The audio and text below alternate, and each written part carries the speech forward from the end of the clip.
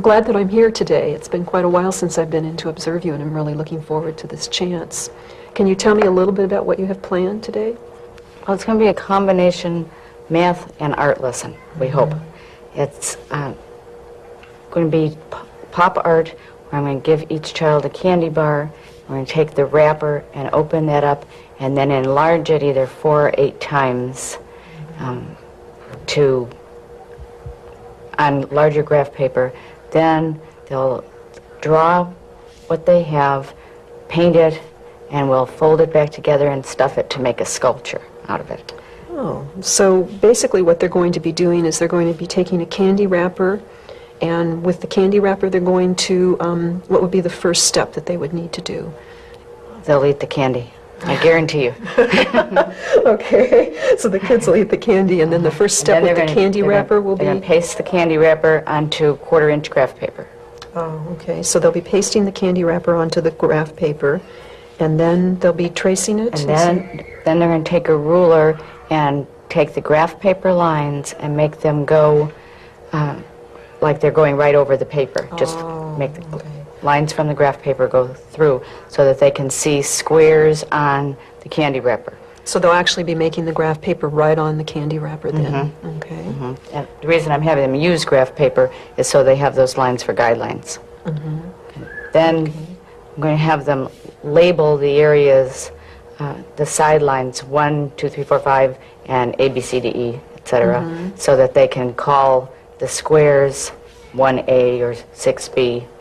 Now, we've done a lot of graphing and lettering before, and so I think that part will go easily, I hope. Then I'm going to have them try and get the basic outline of the candy wrapper onto the large graph paper and go from that to start working on the lettering. And what I want them to get out of it is looking at the proportion and the scale, how much space each letter takes. So what you're looking for is to have them have some understanding of the scale and proportion for the... They'll be doing their actual drawing onto 1-inch graph paper, large pieces. And so 1/4-inch from the small graph paper will be 1 inch on the large graph paper. And they'll have to adjust the size of the letters to fit that. So the main outcome you have for the lesson then is that they have some understanding of proportion. What other kinds of goals do you have in your mind? I'd like them to see this as art in real life. I have another lesson that I plan to do after this that will address advertising and the kinds of colors, logos, that sort of thing, and that much of what advertising is art in our lives. So it pulls a lot of other activities that you've had earlier in the year together into one. Any other skills or goals that you have as far as the math part of the lesson? Mostly, well, we've been working on fractions a lot, and so to take that 1/4-inch into the inch, I hope will give a more concrete realization of the fractions, because fractions are so nebulous to kids. They have so little use for them in their life. So really your outcomes for the lesson today then are first that they'll have some idea of proportion and spacing, that they begin to have an appreciation for art in real life, that they'll be able to translate or figure out the fractional changes that occur when you take something from smaller graph paper to larger graph paper. Is there anything else that I didn't get down? No, I think that's basically it. When it gets to the part of it that it's painting, which will be, I figure this is going to take 3 lessons, 3 periods of art to do this. The first one will be just transferring it, and that may not even finish it in period. I think that's going to take the most time. Then they'll paint it, and then the next lesson we'll stuff them and fold them and put them together. So actually today what I'll be seeing then is you teaching them how to do the activity, and then I'll be seeing them begin to start to do it. And you don't anticipate that they'll even finish that part today then? I would really doubt it. I'd be real surprised, because it takes a lot of small motor coordination to do this. And I'm going to offer the option of doing it 8 times to the kids that are good at that sort of thing and would like to do it. But for some of them who can hardly make a pencil stay on a line, just getting the 1-inch squares is going to be real tough. So that some, And I will present that way, that this can be a real difficult lesson. so some students will be allowed to enlarge it even larger, is that what? Some can do it 4 and some 8, but I suspect most will go with 4, just because it's easier. Yeah, I'd be surprised if they... I don't know. It's hard to tell. I have some real creative kids that might be willing to take that much of a risk. We'll just have to see how it goes. What kinds of measures of success will you be looking for in the students as you're working with them? For today's lesson, it will be first that they can actually transfer the shape onto the large graph paper of just the outline of the whole shape of the candy wrapper. And then being able to transfer squares with the letters on and get enough success that they feel like they can do it. It's going to be nervous-making for some kids, using that pencil. In fact, one of the things I'm doing today is passing out new erasers. I know that'll be part of it. So you're giving out new erasers just to kind of alleviate some of the frustration that some have to erase. they'll need to erase. So what you'll be looking for then is whether they can actually do the steps that you will have demonstrated. Okay, can you tell me a little bit about what you'd like me to look for today while I'm in your room? I'd like you to look for clarity in my directions. Are they logical? Is the sequence good? So, Do the kids seem to understand? so what you want me to pay attention to is the clarity of your directions. You're interested in the sequencing? They seem to be in a logical order. Are the children able to figure out what I want them to do? Is the pacing correct? So when you give your directions, you're going to be paying attention then to whether they're sequenced and in a logical order, whether the children are understanding the directions. Is there anything else that you pay attention to as you monitor the directions you give? Well, this is a lesson that I've never taught, and that always means that I'm not sure how it's going to go. It's one that I wanted to do because it has a lot of things for both math and art and puts it together. So the risk is going to be that I don't know how fast to move. And I try to watch them to signal me. But of course, with 30 bodies, they're all at different places at different times. So I want the pacing to be hitting the middle and not leaving behind the people who are frustrated. This could be a frustrating lesson for some, especially with those with small motor coordination problems. So it sounds like what you look for when you make a decision about pacing is that the critical mass of students are with you, and that you're not leaving anybody behind when you're actually presenting the lesson. How would you want me to pay attention to that? Would you want me to monitor student behavior? Right. Or? I'd like you to watch them more than me at that point, in fact, to see if they look like they're following me, to see if they're on task. Are they able to do what I'm asking them to do, or is it, did I make a bad decision even choosing this lesson? Is it too hard? Yeah. I think it's okay. I think they've had enough with lettering and graphing that they'll be able to do it, but this is a new step. It's looking for the proportion, looking for the part of the square to draw in. So I'm not sure how that part will go. Okay. So what I'm going to be doing then is paying attention to the actual directions you give, but more to how the students respond to those directions as a check for you about whether they were clear and in a logical order. And then I'll also be monitoring student behavior to determine if your pacing seems to be appropriate. Is there anything else that you want me to pay attention to? I like to watch my body language, especially while I'm responding to people that seem to be frustrated or people that aren't interested. Am I alleviating their frustrations or adding to them? Okay, so the body language in response to the students that are having trouble, Right. it would be your body language. And you had described it as, are you helping them or adding to the frustration? So again, I would be looking at the student's response to your intervention. For the most part. But at that time, I would also like you to watch me. At this time of the year, I'm sure I've set responses to people based on previous behavior. So. Okay, so I would be observing your body language also.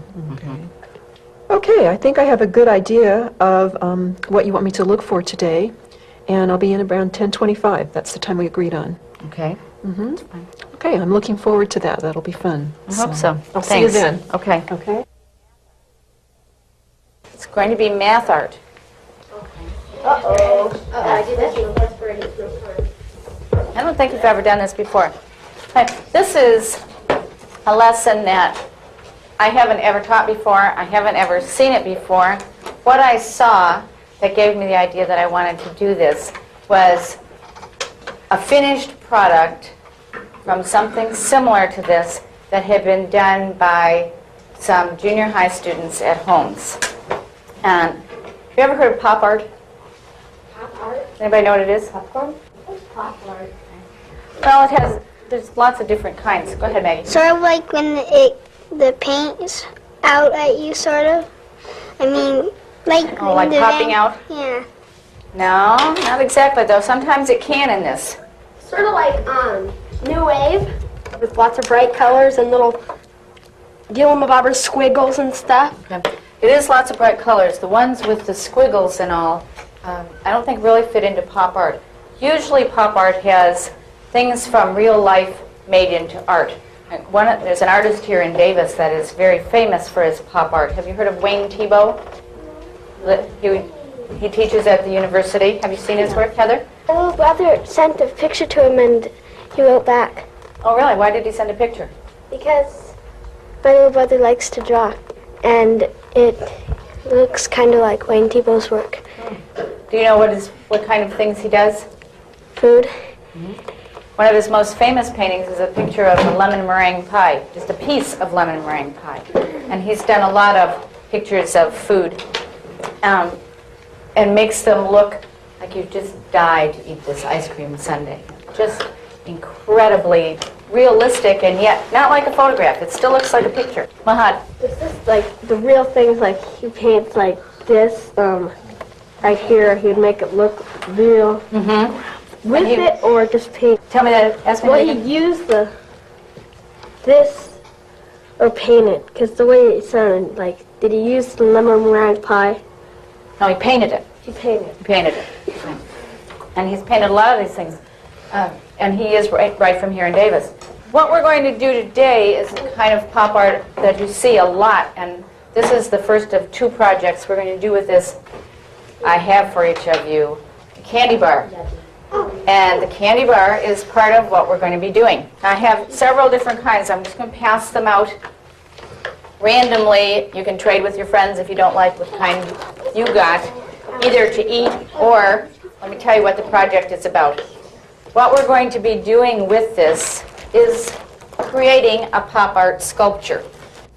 You need to follow every step by step in order for it to work. I'll give you the candy bar. You'll make your choice about whether you're going to eat it now or save it. But you're going to open the wrapper very carefully, and the first thing you're going to do with the wrapper is mark where the folds are. Okay. Now I want you to really look at the shape of your candy bar before you start doing anything with it, because this is going to be a three-step process. First day, we're going to convert this from this size to either 4 or 8 times bigger. I'll explain to you how to do that. That's mostly what I'm going to show you today. And you're going to be drawing that carefully with pencil. The next time, we'll either paint them or color them with felt pens or crayons. It's up to you. The paint comes out the best, but I'll tell you all about that next time we do it.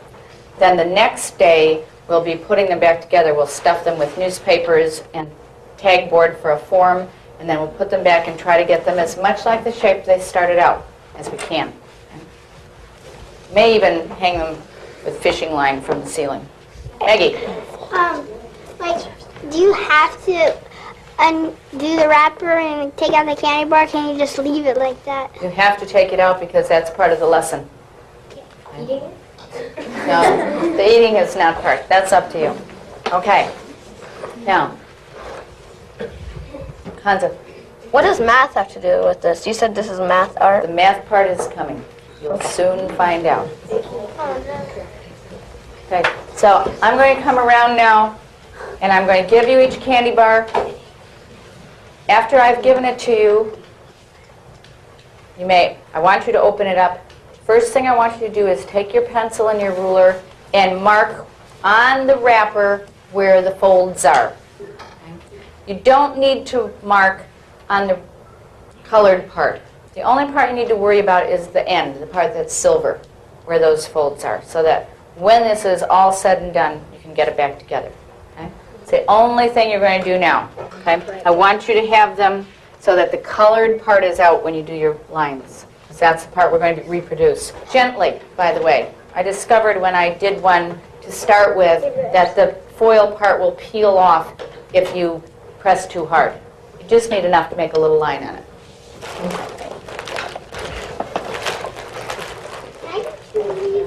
Yeah. I knew somebody'd ask that, no?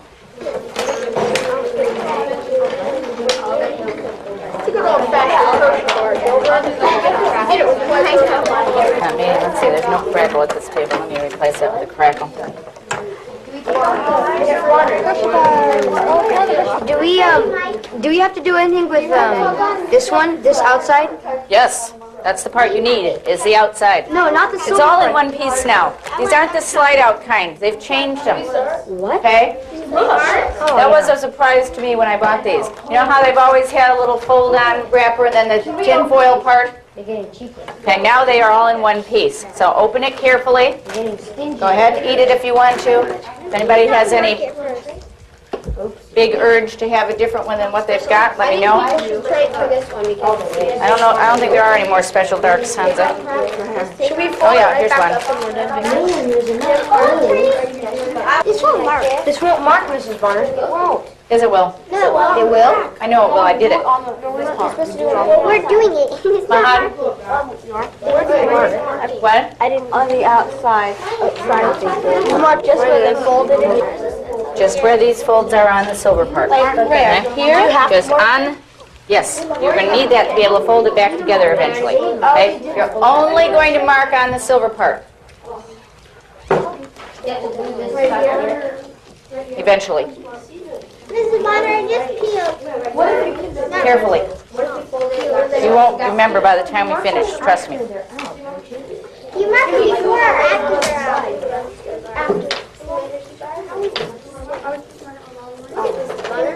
Just the fold lines on the silver part. Too late.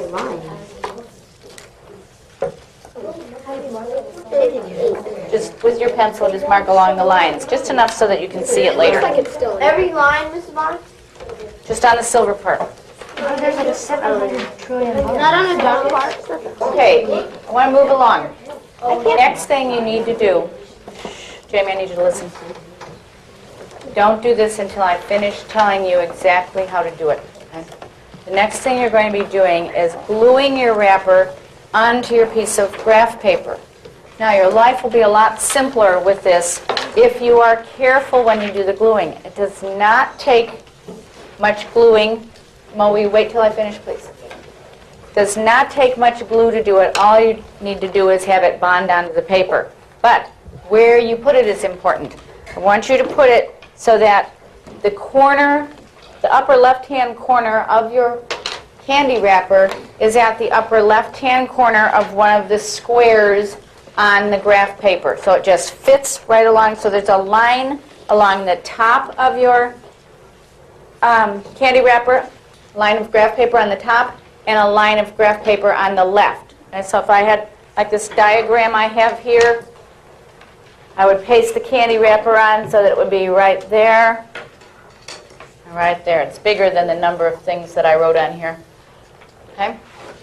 Chris? Should it be on the side with the holes or out the side? Doesn't matter. Okay. So the next thing to do is glue that on. Don't put too much glue on. Don't get it all over the place.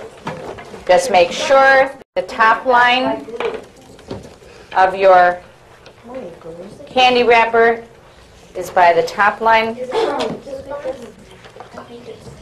going to glue it right there? Yeah, that's fine. Doesn't take very much glue. Very nice. Got it. Don't do it anything yet till I'm sure everybody's with me.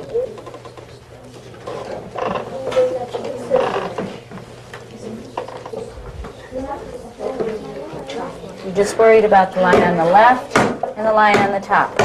Okay? You're just fine. This is perfect. Now, even if you haven't finished gluing, look up just for a second for the next step. Okay? on your graph paper, right where you have your candy wrapper, I want you to label on the top A, B, C, D, E, F, G. It goes up to L, I think. And then on the side, 1, 2, 3, 4, 5, 6, 7, 8, 9, 10. Making sure that each of your numbers in letters is right opposite a square. Okay? Okay, so that I could say to you later, look at square 2C, and you would look right there. Okay, just like we've done for graphs, like when we did the whale graph, that kind of thing. Okay, you're going to have a letter over each square and a number to the left. My L goofed out Why does it matter? because it sticks out. Hang on, I'll be there. Oh, no, it should. That's fine. Is this right? This is the only part I'm worried about, is right there. Okay, now put an A right below this A.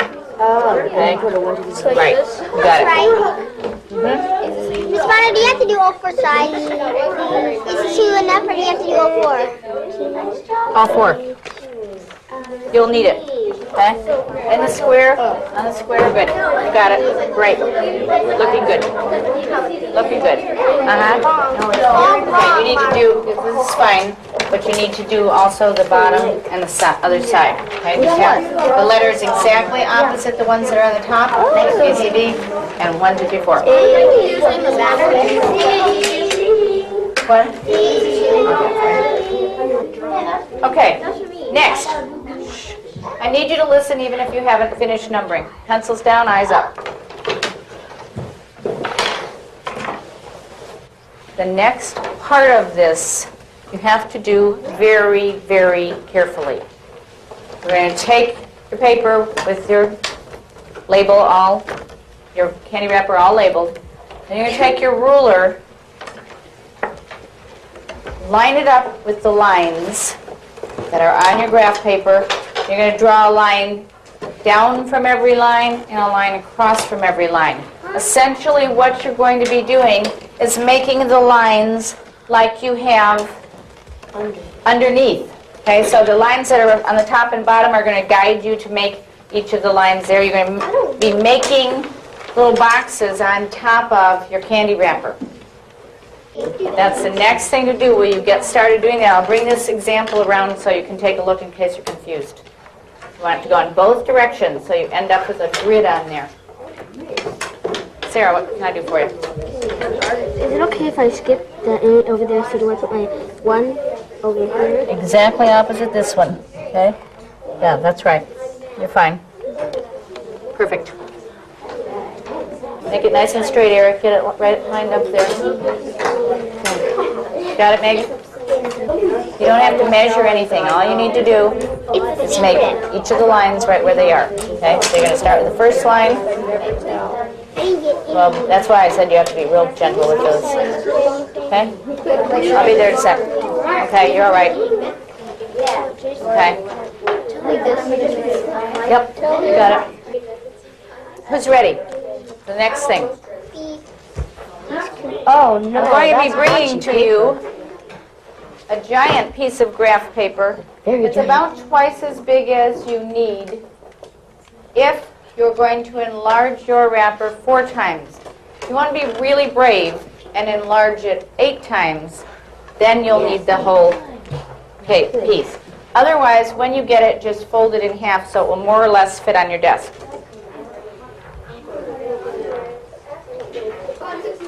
No, I'm sorry. You ready? I want to see your exciting talent now. Okay. That's wonderful. You ready?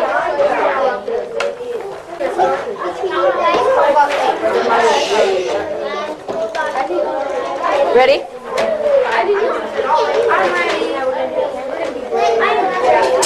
Okay.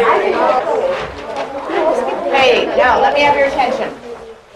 Before you make your decision about whether you're going to do yours 4 times or 8 times, I need to explain just a couple things to you. The graph paper that you have your label pasted on has 1/4 inch squares. To enlarge it 4 times, you'll have 1 square on the big paper. To enlarge it 8 times, it's going to take you 4 squares on the big paper because it will be 2 inches this way by 2 inches that way. So for each square on the little paper, you would need to have 4 squares on the big paper. The difficulty with that is you have to figure out when you're starting to transfer where each part goes. If you want to do that, I'll explain that after I get other people started. I'm going to assume that most of you are going to want to do it on the 1-inch squares. Okay? First thing you're going to need to do is to make a grid on your 1-inch squares that's exactly like what you have on your graph paper. Okay, so you're going to choose a part on it. You're going to make a line. You're going to say A, B, C, D, E, F, G, H, I, J, K, L that way, 1, 2, 3, 4, 5, 6, 7, and so on that way. Okay? Just make it so it looks exactly like that, except it's going to be 4 times as large. Maggie? I don't understand what you're saying. For like before, shut up. Like before, when you have the little candy wrapper, and you want to do it like 4 times. You said something like you take 2 squares. No, 1. 1 Okay, square. 4 times. You're just going to make. Let me show you. I started in the corner. I went A, B, C, D across there, and I marked out the size that the whole candy bar would be. Okay. Chris? I don't see. Do you do 4 squares? For each number, for example, you'd have to have 2 inches length because 8 times 1/4 is 2. Right? So you'd have to have 2 inches for the 1, and then 2 inches for the 2, 2 inches for the 3. Now, there's a slight problem in that the paper is just a little tad skimpy for the size of the candy wrapper. The only thing you can do to make it work then is to just cut off your first strip on the candy wrapper. Just pretend it's not there. And then it will fit on just fine. And we'll still be able to put it together. Brooke? On this, is it okay if we outline it? I mean, Yes, I encourage you to do that. Terry? You have to pretend that part of your candy wrapper isn't here to do it. The top probably, well, this way fits no problem at all. This way is the way that's a little bit skimpy. It goes across just fine, but it's not 22 full squares long.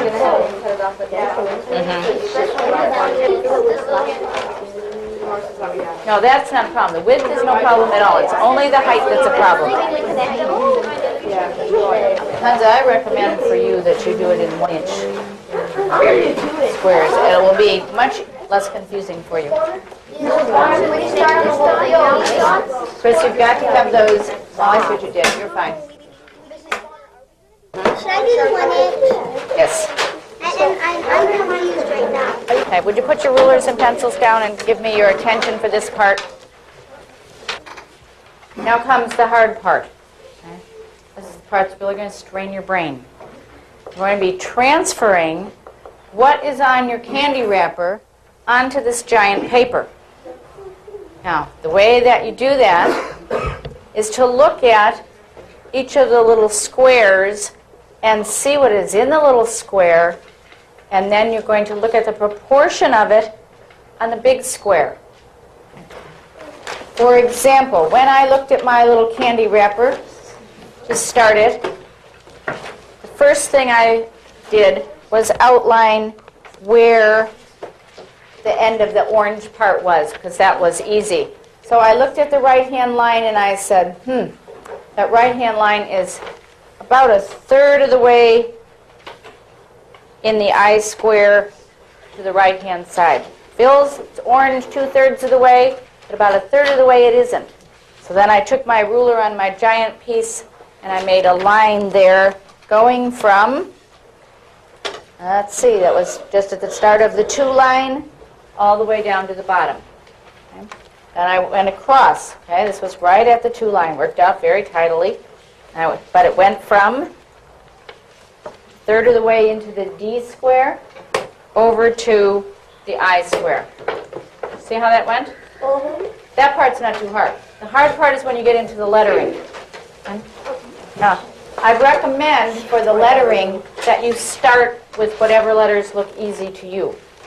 On the one that I did, I started with this little square here that I would call 6G that had IAL. The reason I started with that one, Jimmy, the reason I started with that one is because the I was right on the line and part of the L was right on the line. Look at your wrapper and see where do you think is an easy part, and start there. Now I gave you these brand new erasers for a reason. You may find out that some of those need to be rearranged as you're putting them on. Hang on a minute, I'll be there. Okay? So choose some square. You don't have to do this in any order. That's one of the things that's going to be fun about it.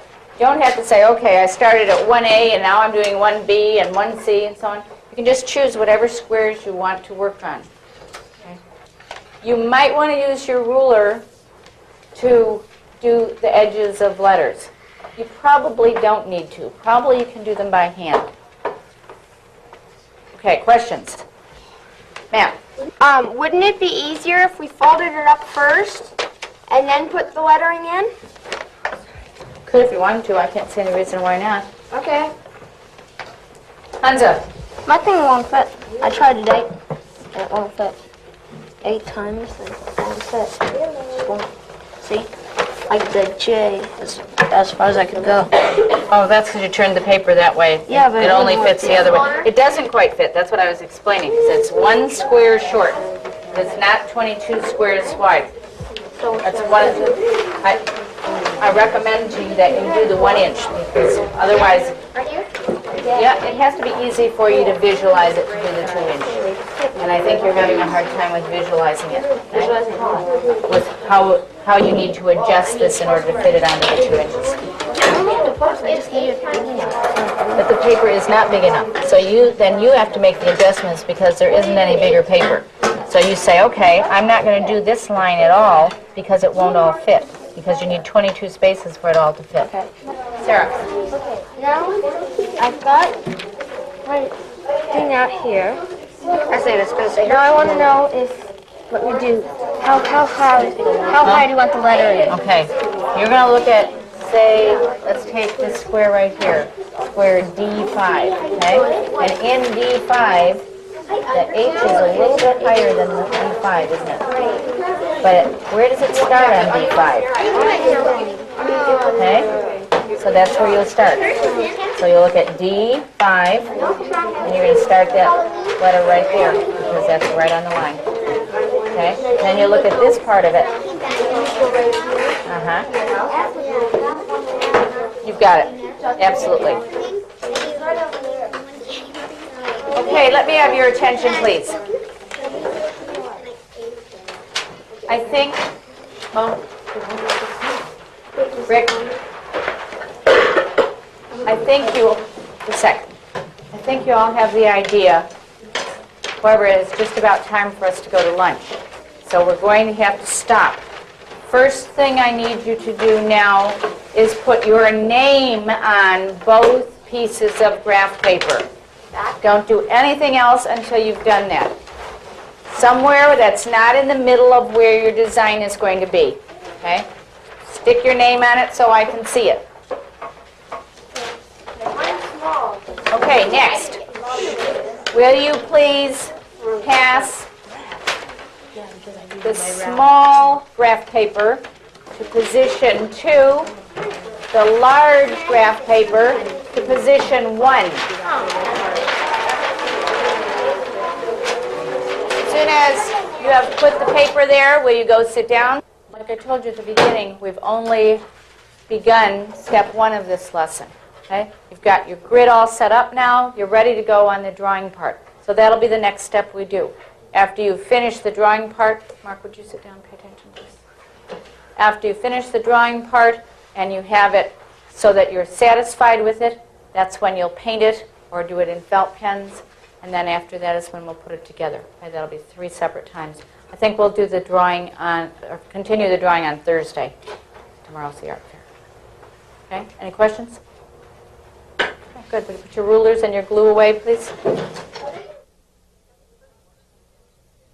That was was fun watching you in action today. It was a lot more fun for me than I thought it would be. I thought I was going to be real aware of what I was doing, what the kids were doing, and actually it was just like teaching a regular lesson. The kids acted like they always do. And so you didn't feel that having me there really got in the way? I guess I'm getting used to you. That's good. How did you feel about the lesson in general?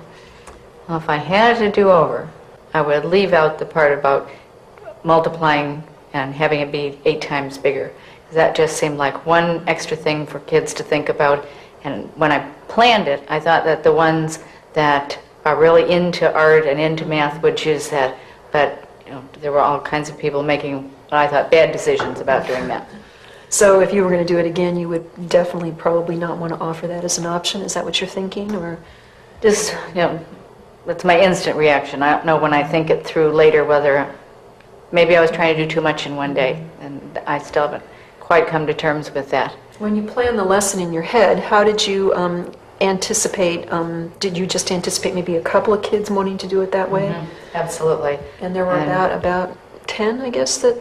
Probably somewhere between 6 and 10, and I never dreamed that they would go with that.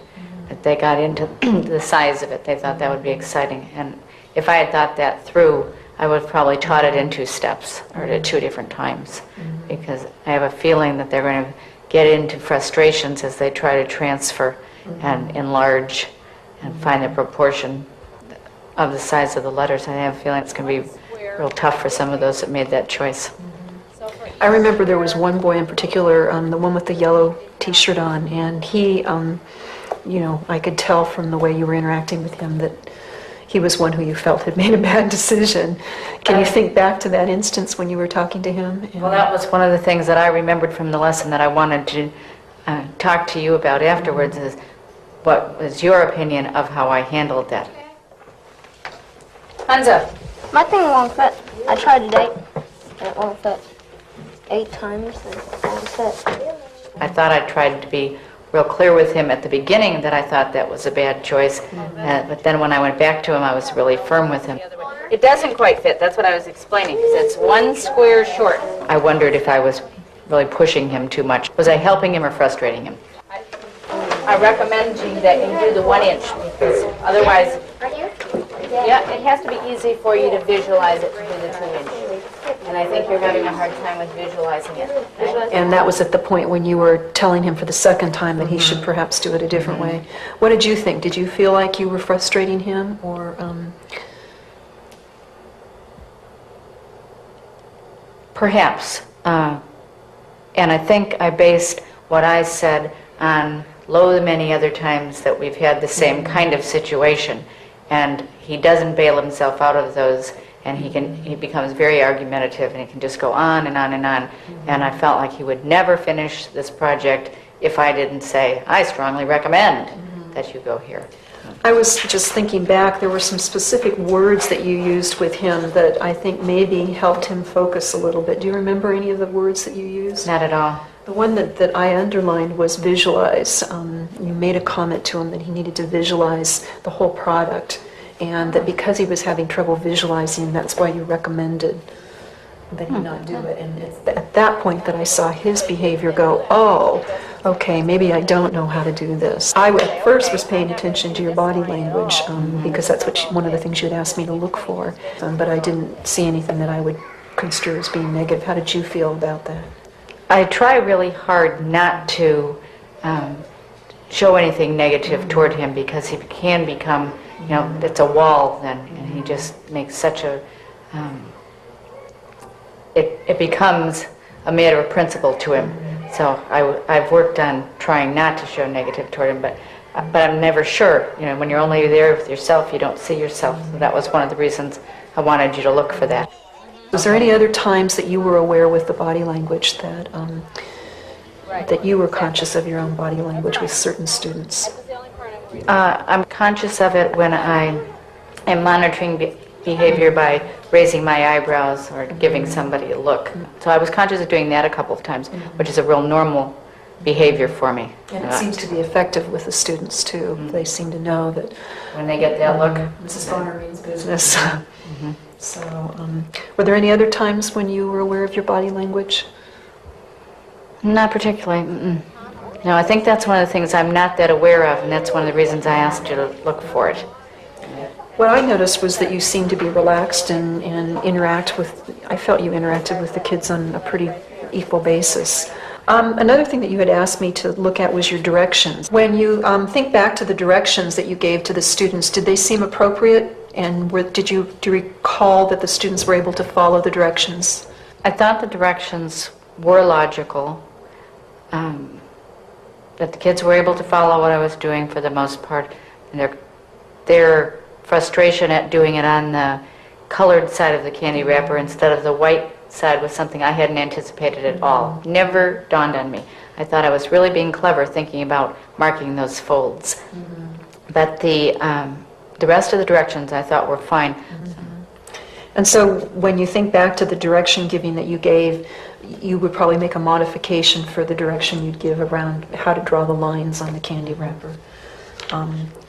I had kind of checked, because you asked me to look at the students' response to your directions, and so each time you gave a direction, I was checking to see what the students, if they were following the direction, and I noticed that the same thing you did, which was for the candy wrapper, they didn't, some of them wanted to put the directions on the back.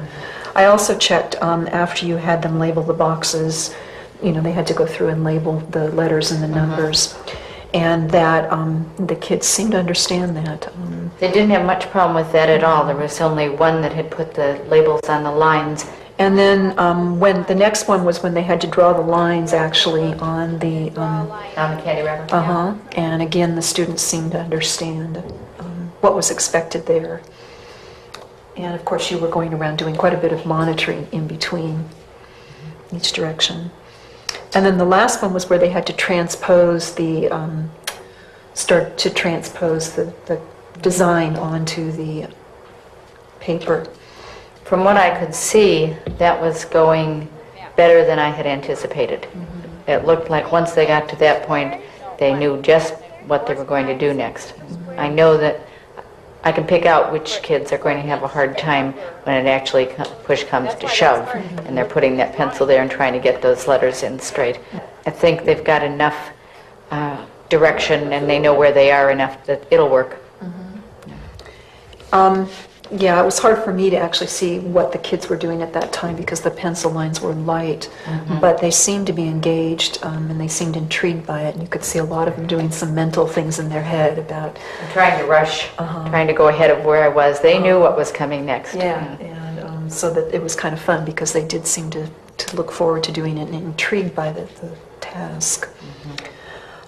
You also had wanted to have me look at your pacing. How did you feel about the pacing of the lesson? When you transition between giving one direction and then going on to the next one, what kinds of things were going on in your head at the time when you were making the decision about whether to move on or to stay for a few more minutes and have a few more kids finish? Well, what always does, you're always looking to see, or I'm always looking to see if most kids are ready to go on, and if the others seem like they're somewhat with me. And if most are, you have to go on, because otherwise you'll lose them and it'll start just being chaos instead of a productive lesson. So generally that's how I do it, is look to see if most of them are ready to go on and figure out what I'm going to do with those that need to catch up. And for the most part, at each transition, it seemed like there was a critical mass of students who were ready to move on. There always were a few that weren't quite up with you. What were you thinking about those students at that time? Well, in this lesson, none of them were ever more than one step behind. And even with the one step, they weren't that far behind that. So I wasn't too concerned because there were enough people sitting around everybody that I knew they could catch up. I knew they had enough support around them to be able to catch up. Sometimes lessons go where some just get lost. One or two will get lost and the rest are ready to move on. And then I still move on because you can't lose 90% for 5%.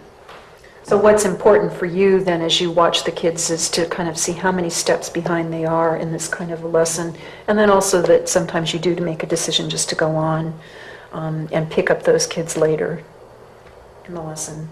So when you think back to the pacing then for your lesson, it seemed and felt appropriate.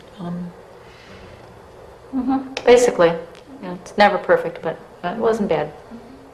Again, I was comfortable. you would ask me to look at student behavior in relation to the pacing, and it pretty much corroborates with what we noticed in the direction giving, that the kids were on task. They did seem to know what they were supposed to be doing and were able to move along with you. So I think you met your expectations, which were that the students would be able to keep up with the pacing.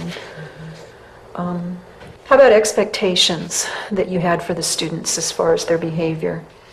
No, I thought they behaved very, very well and were far less distracted by having you in the room than they've been in previous times. You seem to not have any trouble refocusing them when you needed to. They, quieted down with your signals, so it seemed that the expectations were clear. Generally, I think that's one of my strengths, is classroom management. But I never have anybody else to look at it and see what do they think. So that was my reason for asking that.